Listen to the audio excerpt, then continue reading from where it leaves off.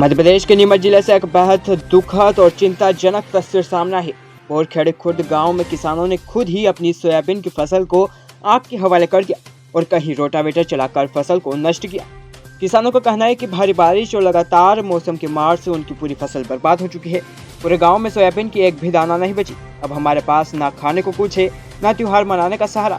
सरकार से मांग है कि मुआवजा और बीमा राशि जल्द मिले ताकि दिवाली जैसे त्योहार भी बच सके।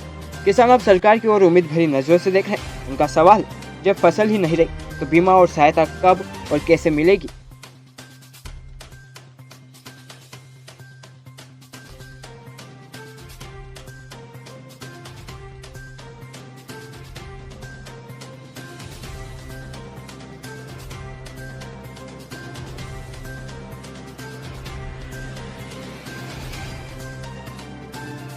बोरखेड़ी खुर्द में है, जहाँ पर किसान देखने में आ रहा है कि पीछे फसल को आग लगा रहे हैं, सोयाबीन की फसल को आग लगा रहे हैं। कितनी फसल है और क्या कारण है कि ये फसल में आग लगा रहे हैं, क्या कारण है? एक तो फसल में आग का लगाने का कारण ये है कि फसल अफलन हो गई और पीला मोज़ेक की वायरस से खत्म हो गई और अधिक बारिश होने के कारण से भी खत्म हो गई। तो क्या सरकार ने कोई मुआवजा की मांग करी आप लोगों ने, या आपको बीमा राशि मिल पाई, या आप गुहारी लगा रहे हैं अभी तक? गुहार तो लगाई, डीएम साहब को लगाई, विधायक साहब को खबर की, तहसीलदार को खबर की, पटवारी साहब को बोला तो बोला गिरदावरी करने आ जाएंगे, अभी तक नहीं आए। और हमारी मांग है कि उचित मुआवजा मिले और इनको बीमा भी मिलना चाहिए किसान को। आपकी कितनी फसल है? करीब करीब 30 बीघे की फसल है मेरे। कितनी सभी नष्ट हो गई सभी या नष्ट हो उसमें गई, कुछ हुआ है? सभी नष्ट हो गई। एक में कुछ भी नहीं हुआ। निकाली हमने 5-10 बीघे की तो 30-40 बीघा 30-40 किलो निकली। तो अब त्योहार आने वाला है, तो कैसे आप त्योहार मना पाओगे, या इस तरह फसल में आग लगा रहा है तो कैसे क्या रहेगा? त्योहार मनाने की तो शक्ति हमारे पास रही नहीं है और हम भरोसे हैं सिर्फ किसान, सरकार के भरोसे हैं। और यहाँ अभी डबल इंजन की सरकार के भरोसे हैं। मैं माननीय मोहन यादव जी से कहना चाहता हूँ कि किसानों की उचित मुआवजे की व्यवस्था दीपावली से पहले कर दे तो उनकी दीपावली मन सकती है। अगर नहीं होगी तो किसान कैसे मनाएगा दीपावली? मुख्यमंत्री का कहना है कि भावांतर योजना का लाभ मिल रहा है गाँव में, तो क्या आपको भावांतर योजना का लाभ नहीं मिल रहा है? नहीं, भावांतर योजना की बात मान रहा हूँ आपकी, जबकि फसल पैदा ही नहीं हुई किसान के पास, तो भावांतर देने का मतलब ही क्या है? भावांतर आप देना चाहते तो हर साल पहले दो। अभी उन्होंने बोल दिया कि 10 तारीख को भावांतर चालू हो जाएगा। किसान को अब जो बच्ची फसल 10 दिन में बेच देगा, उससे खर्चा चलाएगा और बोल रहे 10 तारीख को हम भावांतर चालू करें। उस चीज का चलाने का मतलब क्या है?